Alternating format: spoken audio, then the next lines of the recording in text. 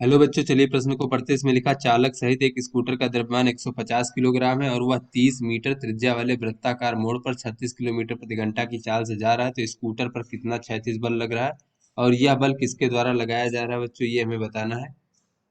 तो चलिए बच्चों, इस प्रश्न की मूल अवधारणा को हम देख लेते हैं बच्चों। तो बच्चों इसमें देख लेते हैं कि कोई भी वस्तु अगर वृत्तीय पथ पर बच्चों गति करता है तो उस पर एक केंद्र की ओर अभिकेंद्र बल लगता है बच्चों, इस प्रकार से। यानी वृत्तीय पथ पर गति करने के लिए बच्चों अभिकेंद्र बल की आवश्यकता होती है। बिना अभिकेंद्र बल के जो है बच्चों कोई भी वस्तु वृत्तीय पथ पर गति नहीं कर सकती बच्चों। ये अभिकेंद्र बल की दिशा सदैव वृत्तीय पथ के केंद्र की ओर होती है बच्चों। इसका मान होता है mv का वर्ग भागे बच्चों आर, जो है वृत्तीय पथ की त्रिज्या है, वी इसकी चाल है और एम क्या है बच्चों, इसका द्रव्यमान है वस्तु का।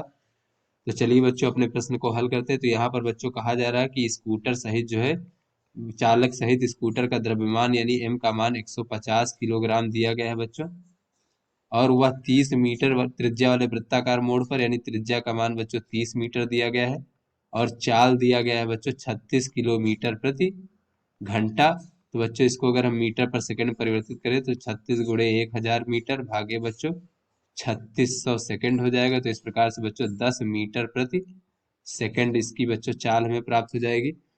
तो बच्चों यहाँ पर कहा जा रहा है कि इस पर कितना क्षैतिज बल लग रहा है। तो बच्चों क्षैतिज में जब स्कूटर इस प्रकार से बच्चों मुड़ेगा, इस प्रकार से वृत्तीय पथ पर, ये स्कूटर हमारा जब ये चालक सवार है बच्चों इस पर, ये स्कूटर पर ये इस प्रकार से चल रहा है बच्चों विवेक से। तो बच्चों ये इस प्रकार से इस पर क्षैतिज दिशा में इस प्रकार से एक अभिकेंद्र बल लगेगा केंद्र की ओर, वृत्ताकार पथ के केंद्र की ओर। बच्चों ये अभिकेंद्र बल का मान देख लेते हैं बच्चों। अभिकेंद्र बल, बच्चों ये अभिकेंद्र बल आवश्यक होगा तभी जो है ये वृत्तीय पथ पर इस प्रकार से मुड़ पाएगा, अन्यथा बच्चों ये फिसल जाएगा हमारा स्कूटर। तो बच्चों इसका मान कितना हो जाएगा, एम वी का वर्ग भागे आर बच्चों। तो एम का मान है 150 और वी का मान है बच्चों 10, 10 का वर्ग हो जाएगा 100 भागे बच्चों आर का मान है 30। तो इस प्रकार से बच्चों अगर हम देखें तो ये शून्य से शून्य कट गया और बच्चों ये हो जाएगा तीनों 15, 50 गुणे 10 यानी बच्चों 500 न्यूटन। तो बच्चों ये जो लगने वाला बल है क्षैतिज दिशा में 500 न्यूटन है। तो बच्चों ये बल किस प्रकार से प्राप्त होगा बच्चों, ये बल जो है ये सड़क की सतह और स्कूटर के टायरों के बीच में जो घर्षण बल है उसके द्वारा हमें प्राप्त होगा।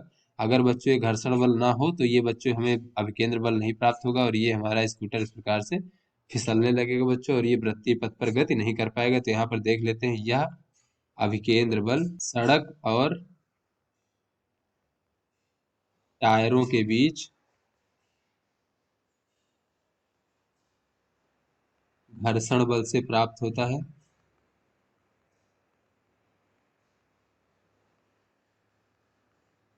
तो आशा करते हैं बच्चों ये आपको समझ में आ गया होगा।